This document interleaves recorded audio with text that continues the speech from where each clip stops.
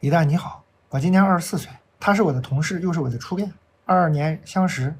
当时他有女朋友，后来女朋友老跟他吵架，他说女朋友异地和别人在一起了，分手。去年6月份，他问我要不要在一起试试。之前我从来没有想过，我对他也不太了解，平时下班就是自己回去看小说，并没有什么交流。可能由于激素的原因吧，当时非常想谈恋爱。他皮肤白皙，长得还可以，很会说，一通输出，把自己说的是既认真又负责，既会包容我，又会引导我。爱好打游戏，但女朋友是优先级最高，只有2个多年的异性朋友，还各自成家了，绝对让我没机会吃醋的那种男孩。我信了，我答应了，谈了半年，我发现他是真热爱打游戏。上班的时候打游戏，回家还打游戏，和我聊天一起相处的时间加起来不够游戏的1/3。那还好，不算，在我认识的人里，这不算是很爱打游戏的。半年里，七夕他说朋友病危，他去帮忙。中秋下午在家打游戏，说晚上来陪我，但是晚上临时有事儿。国庆乡下有活动必须回去，跨年某远房亲戚有事儿，他要回去。我发现我们在一起几乎没有一起过任何一个节日，期间还有很多我觉得他没有把我放在心上的事情。一直到今年1月份，我觉得他对我越来越敷衍。我一狠心，我登上了他的微信，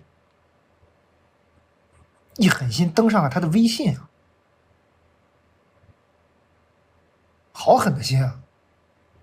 一般来说是一狠心我就给他微信拉黑了，对吧？我一狠心我登上了他的微信，好狠的心呐！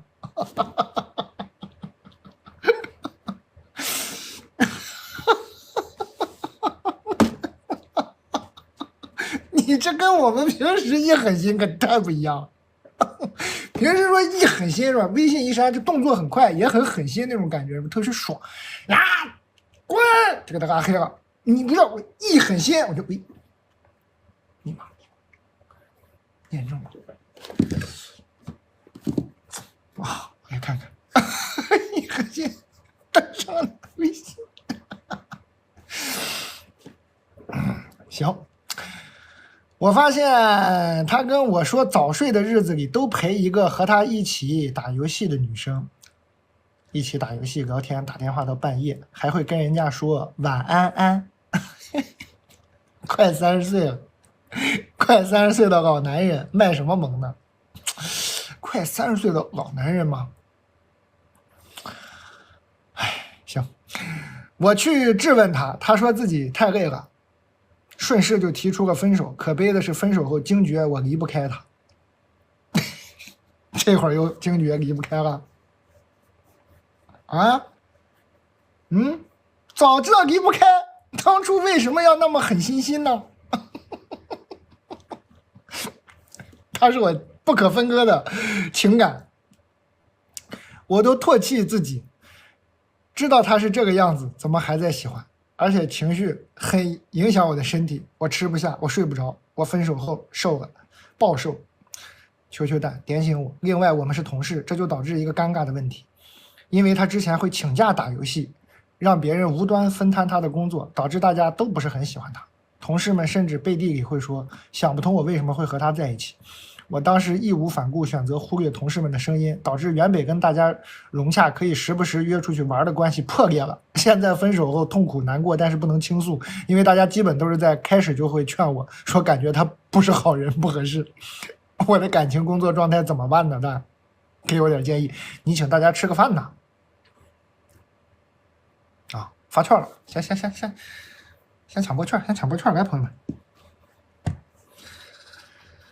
哎呀，太有意思了。今天这个是刚来的朋友啊，这牛脆脆有买赠啊，买2罐送1包酸奶小奶帽，3罐各种口味你搭吧，3罐是送2包小奶帽。好吧，今天还有那个漱口水的秒杀，刚来的朋友可以买点这个。新来的朋友看看我们卖的好的销冠啊，老朋友看看新品，完事儿了。今天新品吧卖的好的是这个，这卖的好跟我也没啥关系，这最近确实太火了。官方出的番外一些人物的故事，这不能给你剧透太多。买来送小朋友，自己看看，感觉小朋友会很喜欢吧？只要他喜欢这个电影的话，画册，还送一些这种卡片。看新品还是大水壶。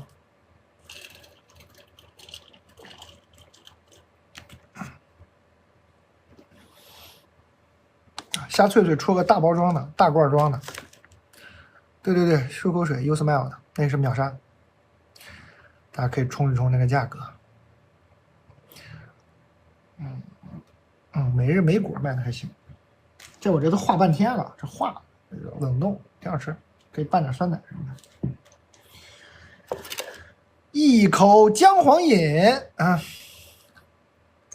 一盒是这样的6瓶，里头就是姜黄8.3%的姜黄，还有椰子油，配料表比较干净，还有点什么就是调味的柠檬啊什么的。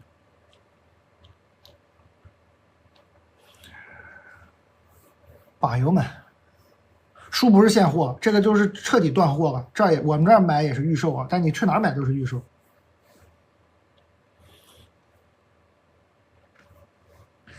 它这个火爆程度应该是没有人想到，中信出版社也没有想到，彻底断货。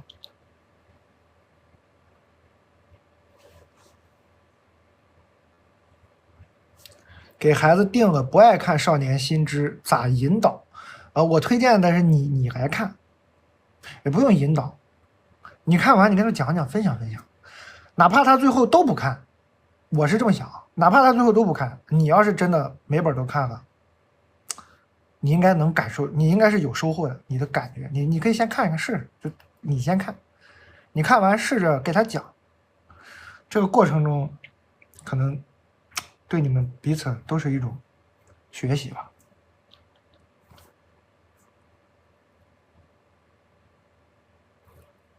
你不要想着引导他看，他想看的时候他会看的。我这个少年心智，我其实一直给大家推荐，就是我真是推荐是大人看，是吧？别想着说小孩拿回去就一定会怎么样，你先看，你看了你就会发现，你跟他首先你有一些话题多了一些，跟他聊着能聊的天多了一些，这不挺好吗？然后自己的心也变得少年了一些，不挺好吗？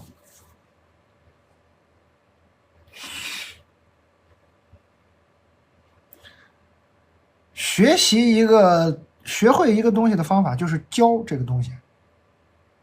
你把里面的知识看完之后，你消化了，你能教给别人，教给你的孩子也好，教给你伴侣也好，你能告诉他苏东坡是怎么回事，你才算学会了，这不好吗？不是很快乐吗？你孩子今天没看，明天没看，没看就没看吧，他早晚有一天要背苏东坡的呀。啊，左牵黄，右擎苍，10年生死两茫茫，不得背吗？背的那天，你听他在那背，你跟他说，哎，其实他当时是怎么回事？小孩子对这东西是有兴趣的。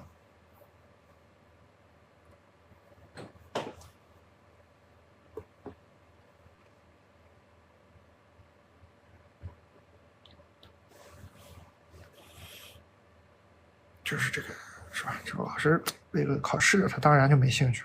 但其实人对知识、对学习天然是有兴趣。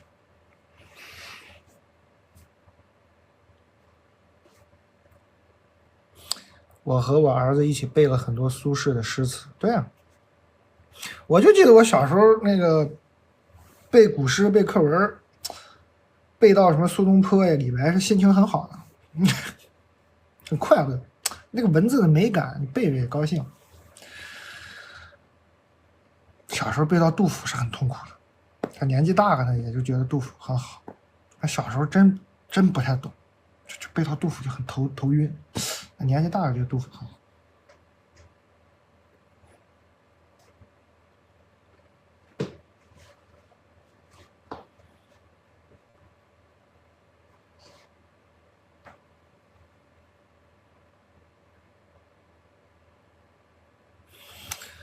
小时候背个苏东坡也不用人催吧，那多来劲呢。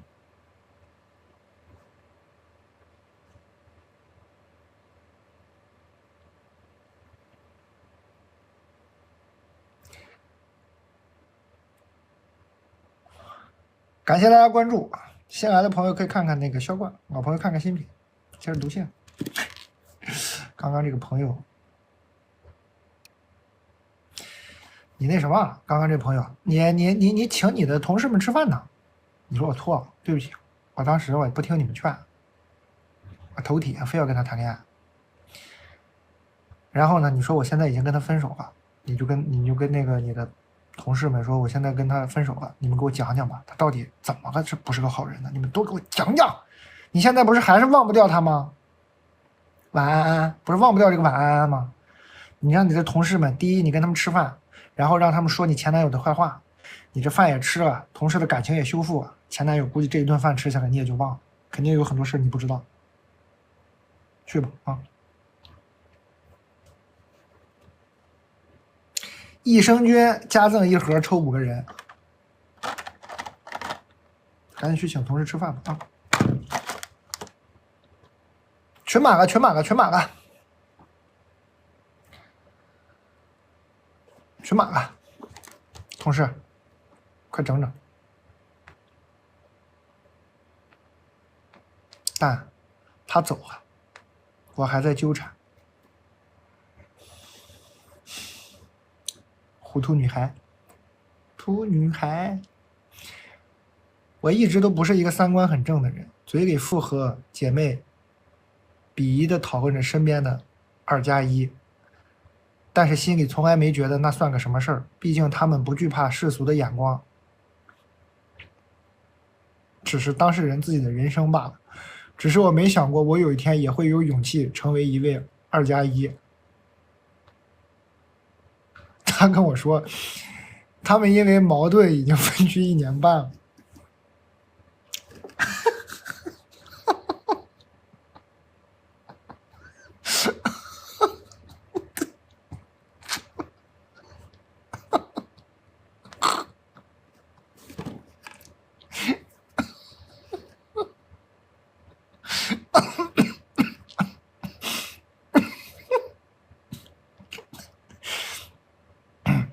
他跟我说，他们因为矛盾已经分居1年半了。虽然我心里还是难以接受，但是那个吻我还是半推半就的接受了。就这样，我忐忑的开始了这段关系，每天患得患失，但也不是很有勇气。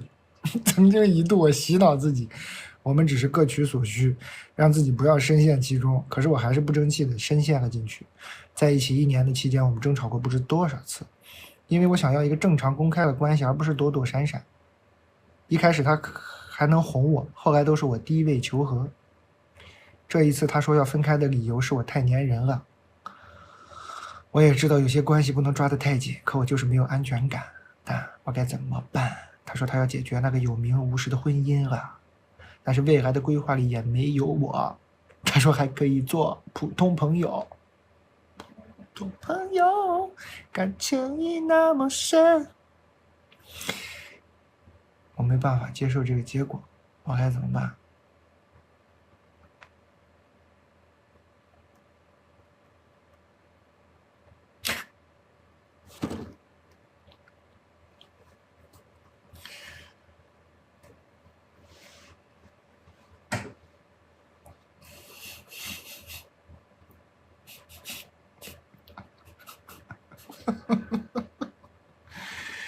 分手吧，好吧，分手吧。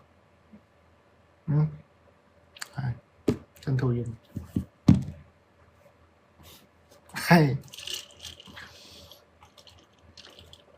哎呦我的妈！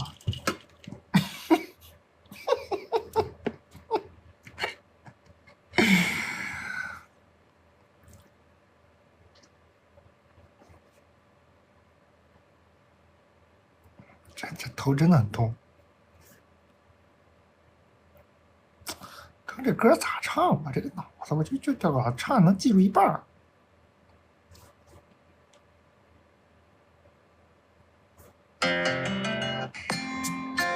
我觉得自己好失败啊，这一句。我无法只是普通朋友，感情已那么深，叫我怎么能放手？但你说I only wanna be your friend。你看看，后面不是说非要我唱，只是再放的话付不起版权费了。那人家说了呀，Only wanna be your friend 啊，只是想做个朋友，咋办呢？我在你心中只是 just a friend， 不是情人，咋办呢？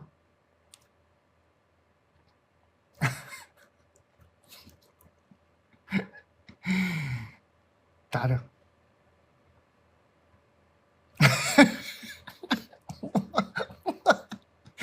李毅，我唱这个刚唱2句，李毅给我发了一个这个表情包。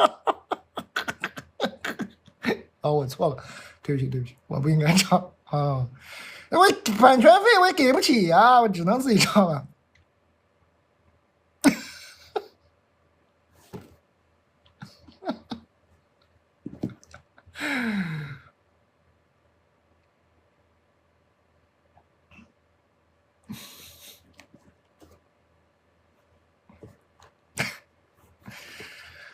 不是姐们儿，我求你了呀！你要咋的呀？人家说有名无实的婚姻，离不离婚跟你也没有关系呀。离不离婚也不想跟你在一起呀。你想要正常公开的关系，不是躲躲闪闪，人家答应你了呀，说可以做普通朋友，你敢去吧？官宣吧，说我们是一对好朋友。你看谁拦你？这公开的，怎么样？正常的，去吧，不挺好吗？人家也答应你了呀，是不是？说我们天下第一好，发个朋友圈，说我们是天下第一好朋友，怎么样？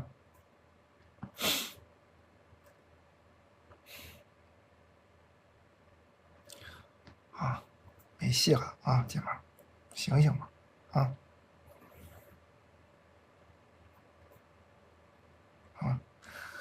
哎，我就这么告诉你吧，从第一天开始，到跟你分开，他没有哪怕1秒钟爱过你。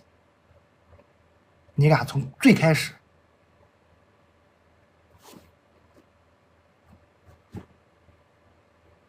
就是一个美不美丽也不知道吧，就是那么一个那么个孽缘吧。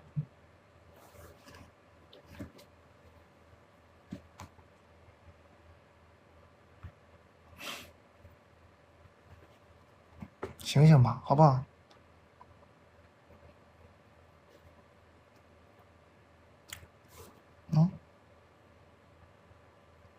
破防，破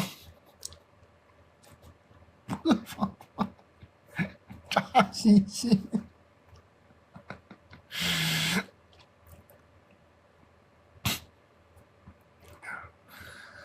这种事儿，其实就看你怎么想，姐们儿。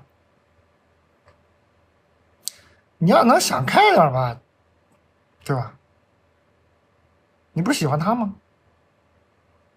然后也好过了，啊，甭管真的假的吧，也谈过了，也爱过了，是吧？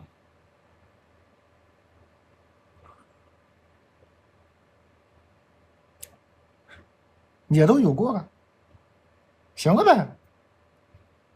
你想开点，你想想不是也挺好吗？这不也挺好吗？也挺高兴，得了呗。开心就完事儿了呗。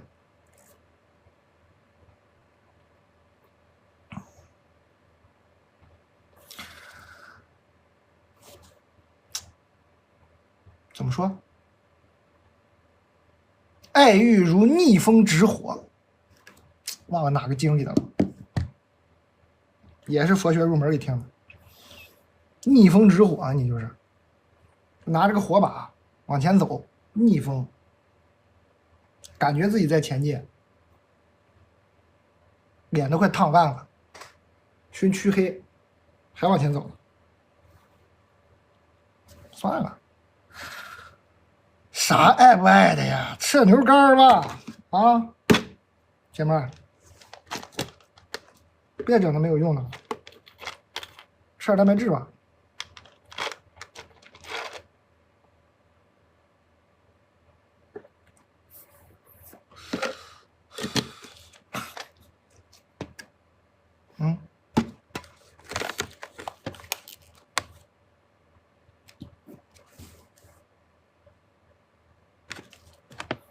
磨牙牙。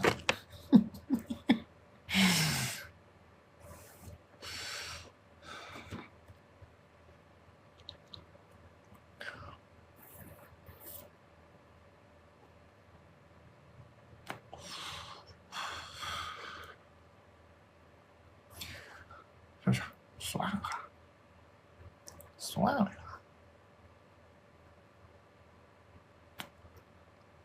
这牛肉干啊，吸烟有害健康。道具，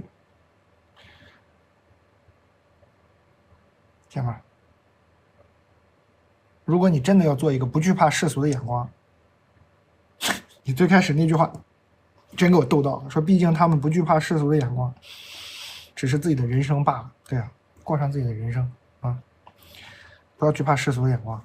有什么好公开的？没有啊，你就当什么享受过一段恋情，完事儿了，结束了，你走你下一个了，干啥呀？真给你公开了，你也未必乐意啊。真跟你在一起了，你也未必受得了。王子和公主从此幸福的生活在一起了，为什么？因为就写到这儿，不往后写了。往后写啊，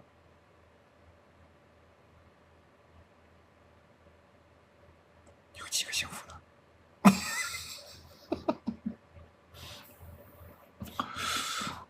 行了，差不多得了啊，开心点吧，买牛肉干吃。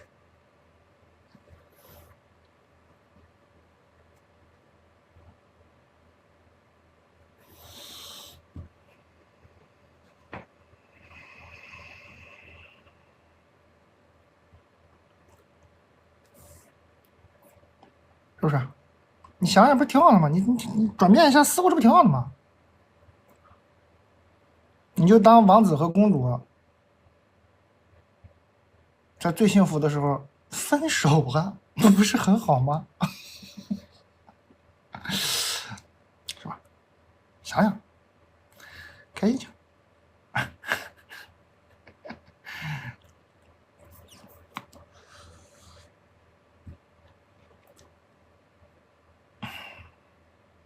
蛋总，我想尽快和相亲对象亲嘴，怎么办？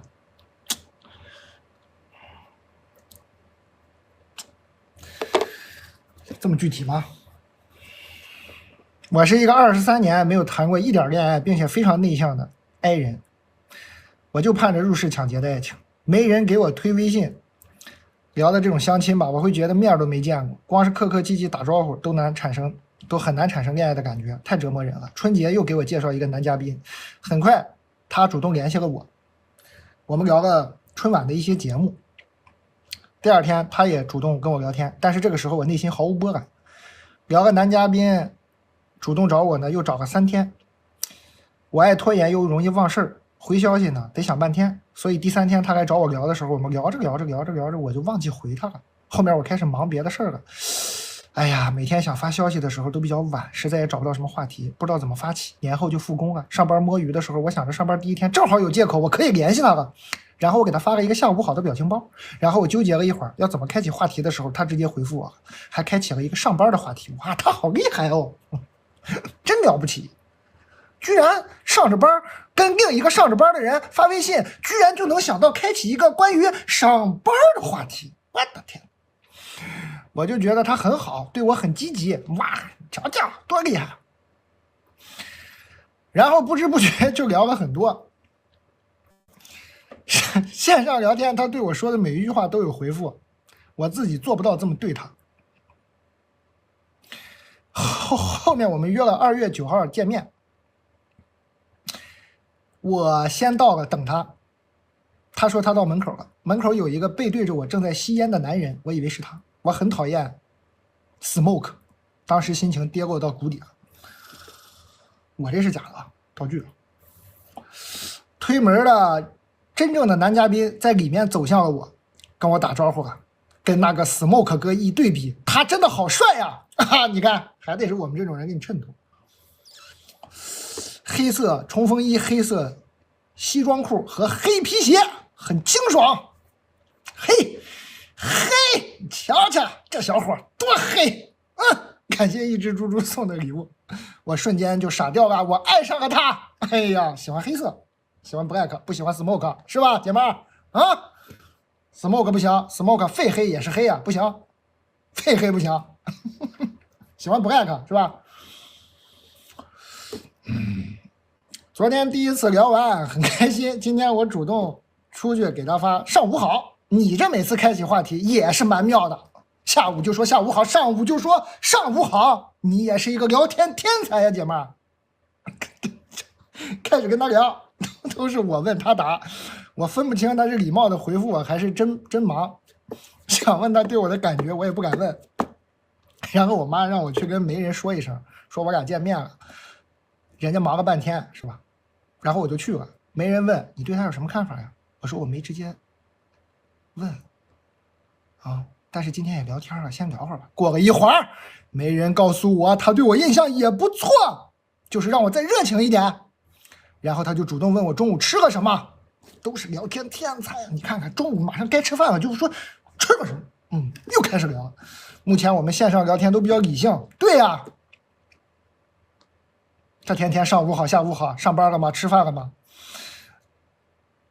但是我沦陷了，我想搞暧昧，我还想亲嘴儿。这感叹号没有必要呀，你这亲嘴儿，儿化音后面带感叹号不太好念。我俩只有周末才能见面，一周见一次，见面机会不多。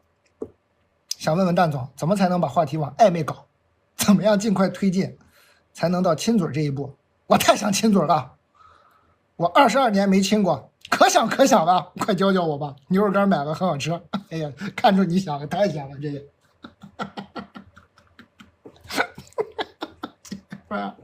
啊，你开头是自我介绍是真的吗？我是一个23年没有谈过恋爱，非常内向的 I 人。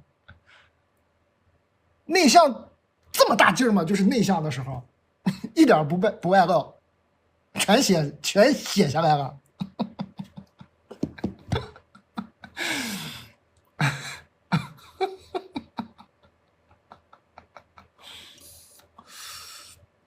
我觉得这样啊，咱们现实一点，你先给媒人递话。我觉得这个媒人呢会跟你说让你主动点，然后这个媒人还说他对你印象也不错。这个媒人啊从中间肯定递话了，然后呢男孩呢一般还说的多一点，可能你就说嘛，你多跟媒人撒娇嘛，你先这样。我不知道这媒人跟你家啥关系啊，也不知道要不要给钱什么，你给人家先买点东西，牛脆脆可以随便买点啥，你先给他寄过去。你说姨，我的好姨姨，23年没谈过恋爱，我从来都不相信有人能给我介绍一个让我喜欢的人，没想到您就是月老转世。我的好姨姨，略备薄礼，不成敬意啊！您先吃着。我这小孩我确实太笨，没谈过恋爱。喜欢是真喜欢，不知道咋谈。姨，你教教我。这个姨啊，他是干媒人这一行的，干任何职业啊，都有一个职业的那种成就感、荣誉感。这辈子他可能都没有听过这种夸赞，这种猛夸，马上就上头了，倾囊相授。你让他教，他教就不是教的事儿了。他如果教不会，他会去逼那个男的的。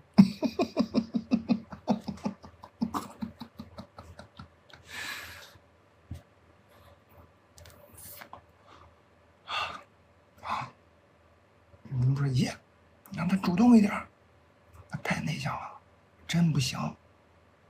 爷，你能不能求你个爷，着急，能不能让那男的主动点？他会了，这话都不用你说。下次一见面，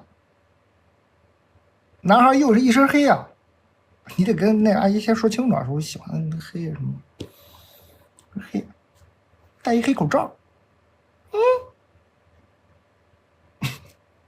走近一看，口罩往下压，唇膏什么都胡子剃倍儿干净，唇膏就涂好了。你说，我听说是吧？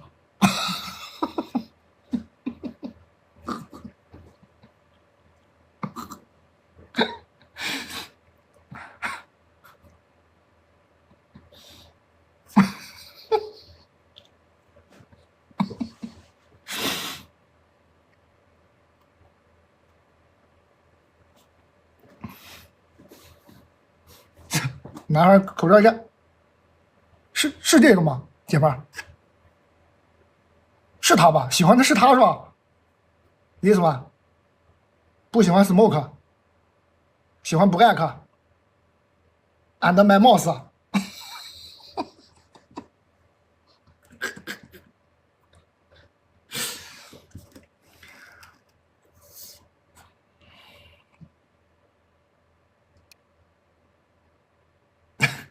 还有2分钟发券了。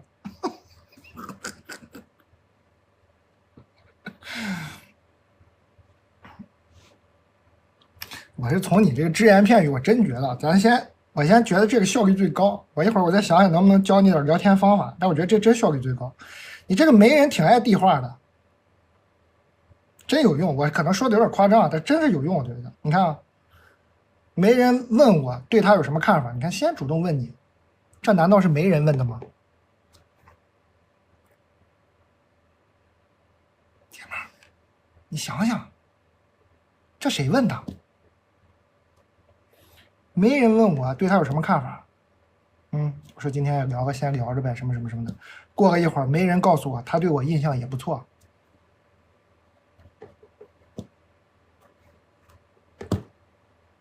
就让我再热情一点。你让他热情一点，你先把媒人拉到你这一边来，不要让他中立。这个媒人有时候，媒人呢，媒人这个东西啊，据我的了解啊，都是貌似中立，他一般都是偏向一方。媒人要么偏向女方，要么偏向男方。目前来看，他是偏向男方。送点礼，买点东西，把这个媒人弄到你这一方来。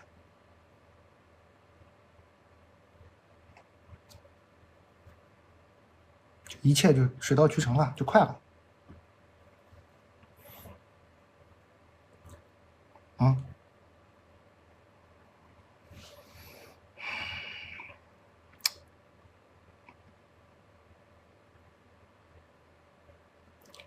一周周末见一次，周末见一次，感觉爱上了。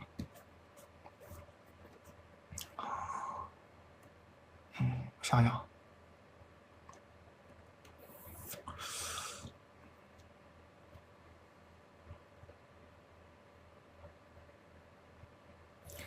发券了，发券了，大家先抢券。我给姐妹想想主意，你们先抢券，自助买点啥啊？买牛脆脆买点什么？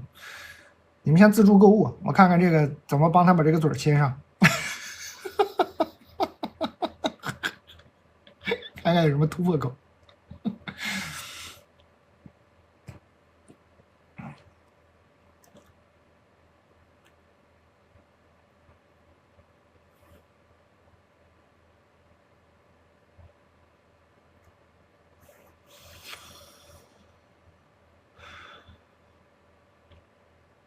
上午好，下午好，吃了吗？下班了吗？哎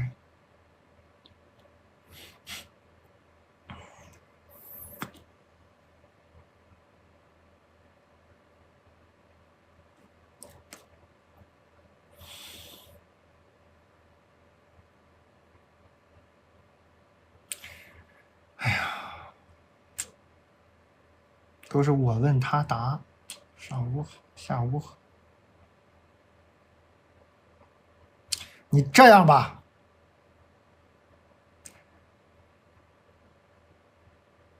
每周末才能见面吗？让这个气氛暧昧起来。从这周一开始，你就别上午好下午好了。你周一开始跟他聊天，或者你等他跟你聊天，你一开始主动点也行。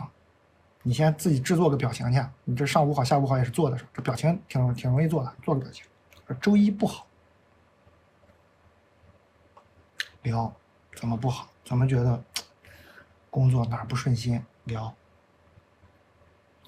但也注意这个抱怨的分寸啊，别让人显得你特别那个对生活没有热爱，就是小抱怨。周一不好，周二不好，周三不好，连发3天，周4应该就主动给你发了。反正就是周一只要不见面就给他发不好，懂了吗？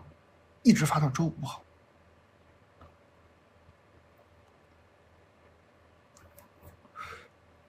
周末见面之前，周末好。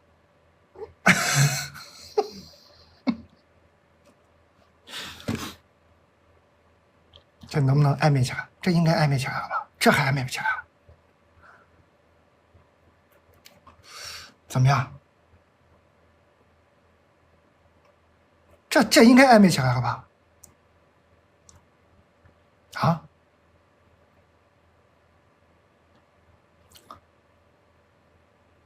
这应该暧昧起来了吧？这男的不是个傻子，应该也都不用非得等你发了吧？就有时候你稍微晚点，你让他给你发，是吧？周3，他应该会问你今天好不好啊？你也可以稍微调皮一些，是吧？周3比较好啊，周5比较好。说周5，哎，怎么周5今天变得比较好呢？你说因为快到周末了。灵活应用吧，好不好？别一天上午好下午好了，这能推进个啥呀？这是。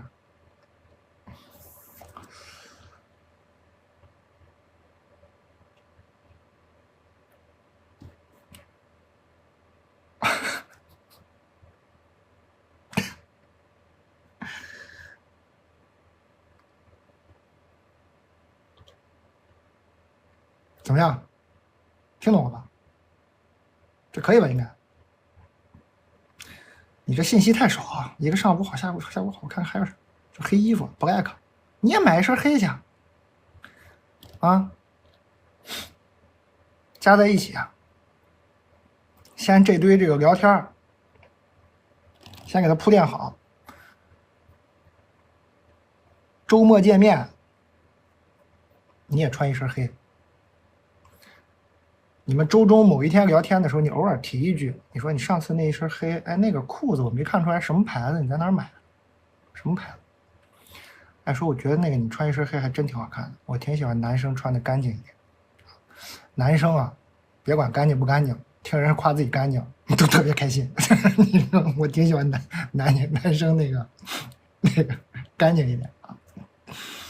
反正就暗示好，他知道了，他周末的时候还会穿的比较干净。然后你也穿一身黑，跟他买一样的牌子，这不就暧昧起来了吗？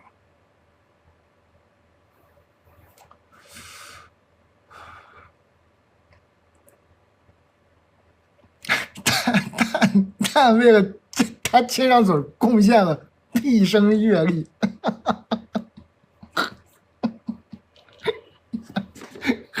黑的我们。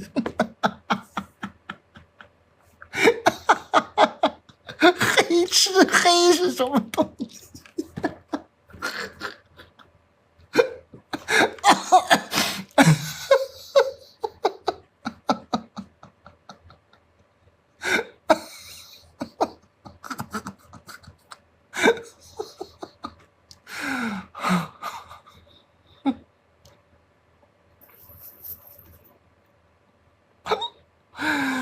哎呦，我的妈呀！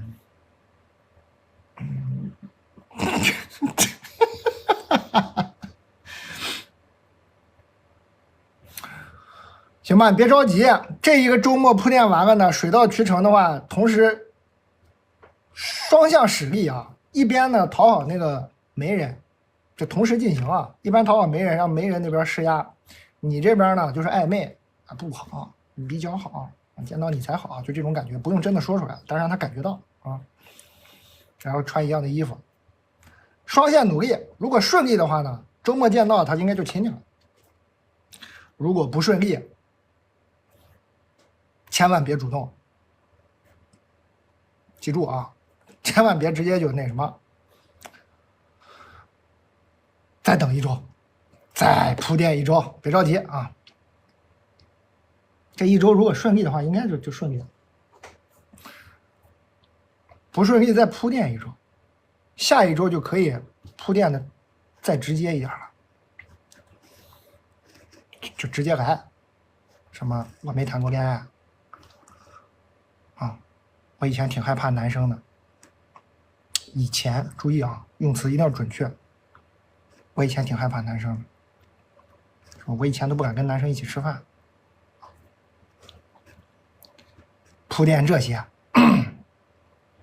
我以前特别惧怕跟男生的肢体接触，就这些东西，你就整吧，随便你自己把握吧，看你俩聊成啥样。就那个周末的时候，有时候也别让人觉得太假，是吧？就是主要还是真情实感。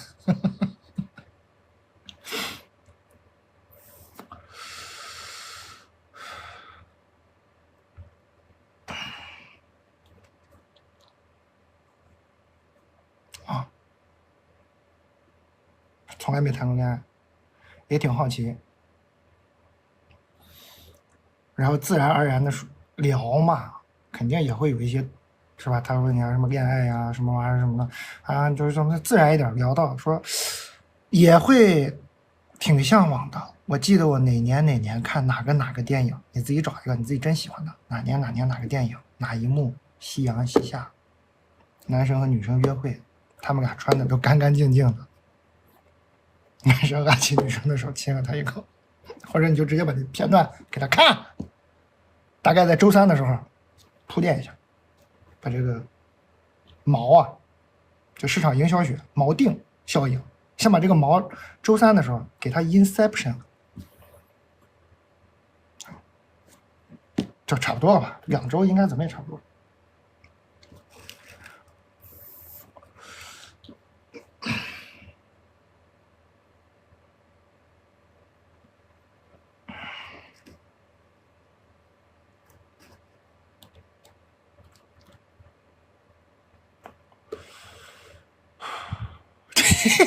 听得我流口水，什么东西？买点牛脆脆吧啊！流口水应该是饿了，好吧？吃点肉啊！喝点水也行。这嘴非亲不可吗？非亲不可。你说这别的吧，是吧？又什么？一会儿又觉得人生没有意义了，又虚无了；一会儿说这男的要离婚，跟我在又不跟我在一起了；一会儿什么嫉妒我的好朋友啊；一会儿我妈诅咒我不让我结婚。你说这些人生的难题，我能解决哪个？我嘎嘎在这坐一晚上，嘚吧嘚吧嘚吧嘚，我哪个忙我都帮不上，就这个嘴儿，我感觉我能帮上，必须全力以赴，你必须给我亲上啊！你亲不上，你再回来，你再找我呗，我再给你想想办法。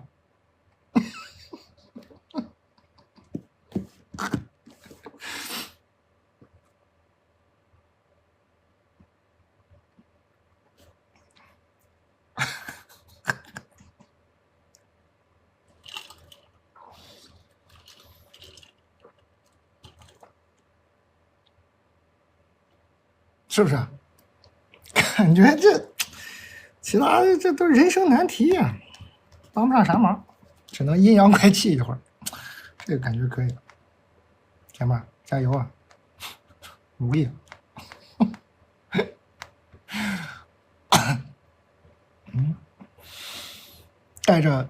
带着我的那一份期盼，狠狠的亲上去。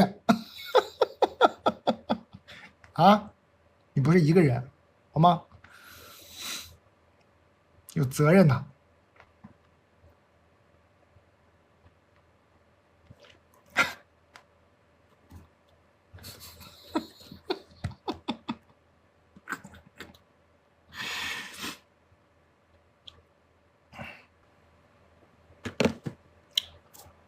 你看有一个在别处直播的攻略，刷到的话记得那个什么，快感觉说，哎呦，这人谁呀、以前也不认识，说的真好啊，就说点这个啊。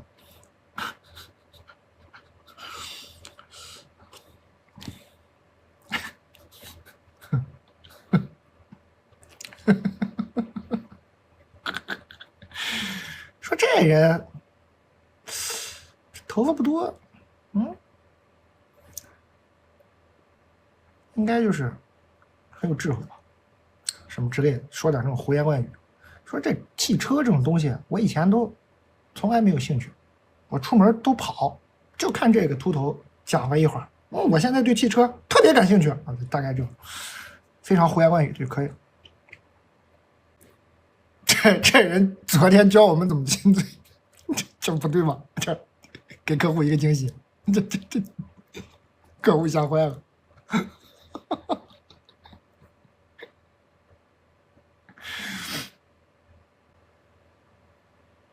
但我今年37岁，结婚4年，老公对我和身边的人关爱备至，我以为就会这么幸福下去，常见。但是今年1月22号，发现我老公和女同事微信聊天暧昧，他说他没吃亏，我信了。1月26号，他突然向我提出离婚，我求他看在孩子还小的份上先别离，他拒绝了。后来我求他，他说他考虑考虑能否和我和好。我天真的等，结果第2天他就和女同事相约出去开房了。回来之后坚持要离婚，我不同意，隔了2、3天跟我说今天不回家了，想冷静冷静。他夜不归宿的第2天，我的直觉告诉我肯定有事儿。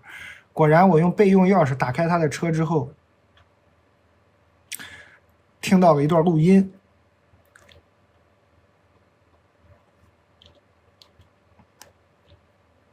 我整个人当场炸裂了，我拿着视频质问他，他一开始承认了，并坚持说离婚和这个女人没关系，都是我的错，才导致他跟我过不下去，导致他出去找情感的寄托。我崩溃了，吃不下睡不着，暴瘦10几斤。我看了很多你的视频，给了我不少力量。我现在想要带着孩子离婚，很多人劝我别带孩子，带了孩子就不好再找了。但我觉得如果我不带女儿走，她就真的没有家了，真的好难啊。我每天都在经历自愈、情绪的反扑，疯狂去搜索还看你的视频让自己保持清醒。但是到了这一步，我依然对我老公下不去狠心。他好像很受伤的样子跟我说让我少分点钱的时候，我甚至想要同情他。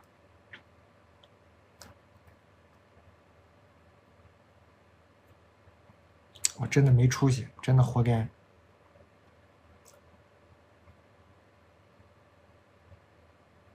他好像很受伤的样子跟我说让我少分点钱的时候，他受什么伤？他受什么伤？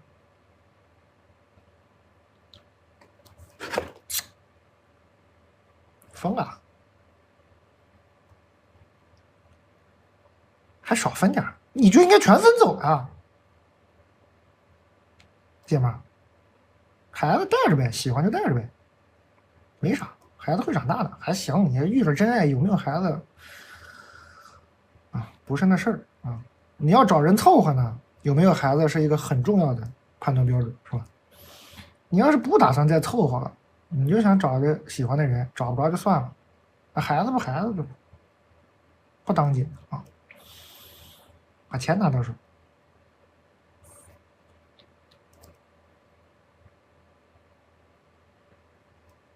孩子不影响，有些要凑合过有点影响，没必要。行了，都凑合成这样了，还要凑合，没必要吧？孩子和钱都带走就行了，支棱起来。大爷你好，新年了，分享我的故事。这故事没有结尾，我还在寻找着属于他的答案。我念我的，大家买大家的，你们自助购买就行了，感谢。这故事没有结尾，还在寻找属于他的答案。我和 A 去年10月末在某个社交软件上相识，我们在同一个城市生活工作，有一搭没一搭的聊着，很快见了面。A 比我小4岁，在影视行业工作。刚开始认识的第1个月，以朋友的身份相处，聊着喜欢的电影、哲学，交换彼此的书籍，分享对世界的看法和体验。A 的一切准备冲击着我的头脑和内心，从未和异性有过这样的相处模式。我们都是很感性的人，他意识到我对他的感情，主动坦白了他其实在国外有一个交往了3年的稳定的女友。感觉到感情才坦白啊。交流喜欢的电影和哲学的时候，就不能顺嘴说一下吗？感情很好，他很爱他，很爱吗？聊哲学的时候忘了吧？在聊喜欢的电影、哲学的时候，怎么就想不起来很爱他呢？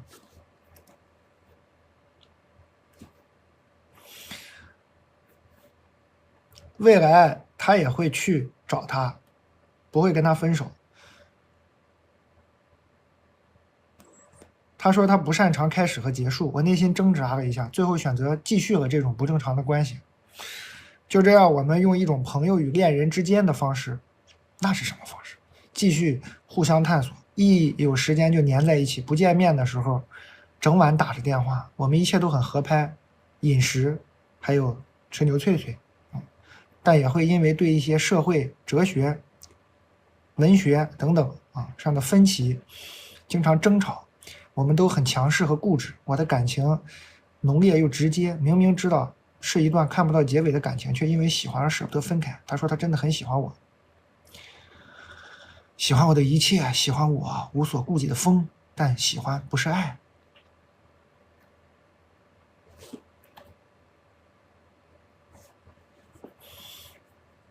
哦，有一个糊涂女孩，她明白喜欢不是爱，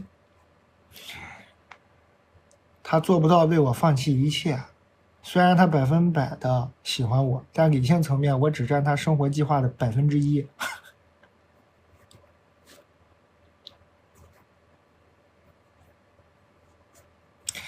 上周我们见了面，他说他女朋友要回国2周，他要陪他，问我能不能这段时间就先别联系了，等他女朋友走了之后再说。我的情绪有些失控，开始和他争吵。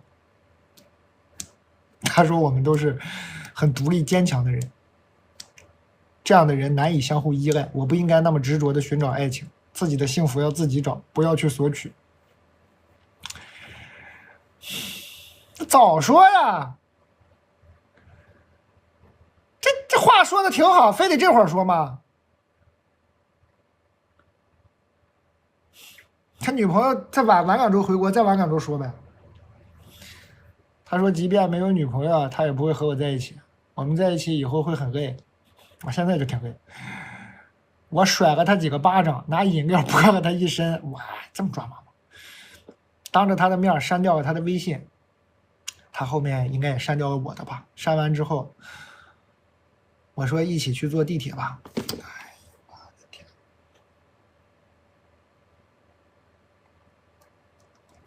下楼的时候，他跟在我的后面，之后又悄悄的走掉了。我本能的跑上去追。那个时候，我知道我的内心还是很留恋这几个月的美好和痛苦。事情已经过了快1个星期，我还是感觉很难受，每晚都会梦到他，惊醒。理性告诉我一切都应该到此为止，但我的理性只有微不足道的10%，剩下的90%的感性控制着我的内心，让我浑浑噩噩，无所适从。每天都想重新去找他。之前也有过恋爱经历，每次都是不撞南墙不回头。可能之前几位没有投入过多的感情，很快走了出来，没感觉到。这次我是真的不知道该怎么办。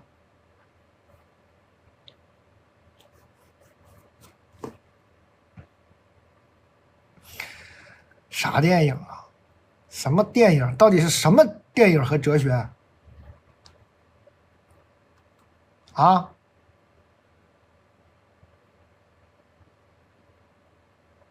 当面删了，然后说我们一起去坐地铁吧，姐妹儿，行不行啊？啊？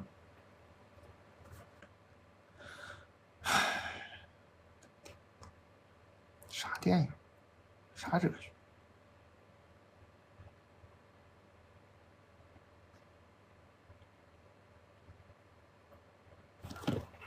咋认识的来着？在同一个城市某个社交软件上相识。你那个社交软件是卸载了吗？账号被注销了吗？你把它再打开呀。这同一座城市就剩这一个男的了吗？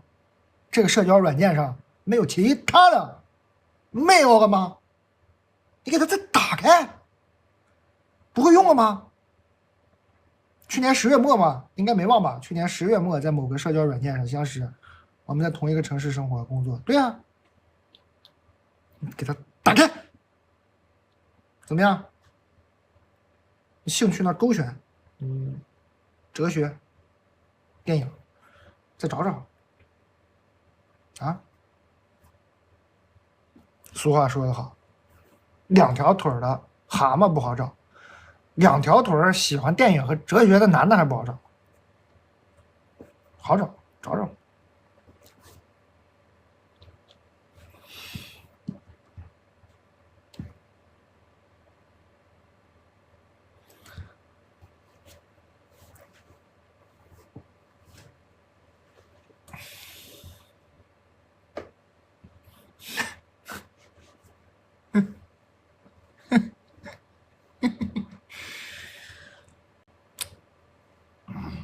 算了，姐们儿，干算了，再找一个新的人，马上就忘了。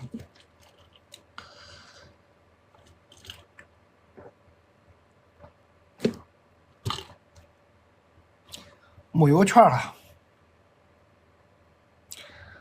全发完了，今天所有券都发完了，今天就播到这里吧，也播了快7个小时了，好吗，朋友们？17号见。明天那个刷到我在跟一些小汽车站在一起的时候，记得昧着良心夸我2句，说这个车就是因为有李诞在我才想买。